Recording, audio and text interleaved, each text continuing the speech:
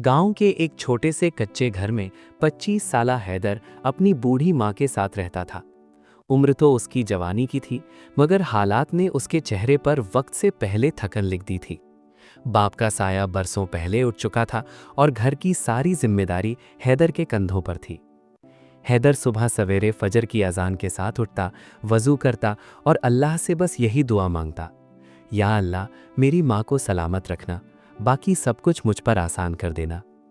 वो शहर की एक फैक्ट्री में मजदूरी करता था। तनख्वाह कम थी, काम सख्त था।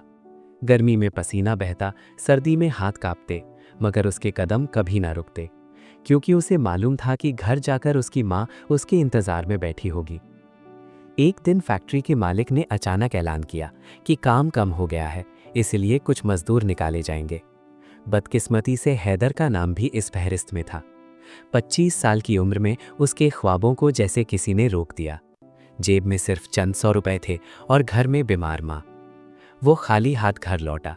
दरवाज़ा खोला तो माँ ने मुस्कुराकर पूछा, बेटा आज देर क्यों हो गई? हैदर की आंखें भर आईं, मगर वो मुस्कुराया और बोला, अम्मी आज काम ज्यादा था। वो अपनी परेशानी माँ को नहीं बताना चाहता था। रात को जब माँ सो गई, हैदर चुपके से बाहर निकला और गली के कोने में बैठकर रो पड़ा। 25 साल का जवान था, मगर उस लम्हे एक बेबस बच्चा लग रहा था।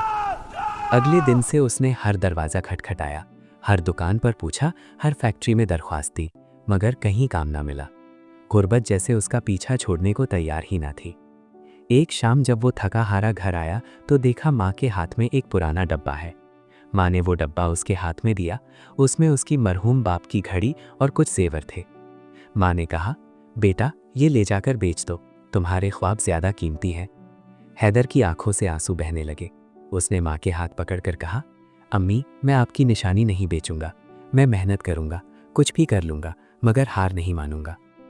इसी दिन उसने फैसला किया कि वो शहर जाकर कोई भी काम करेगा, चाहे मजदूरी हो या रिक्शा चलाना। चंद माह बाद मुसलसल जद्दोजहद के बाद उसे एक अच्छी कंपनी में मुलाजमत मिल गई।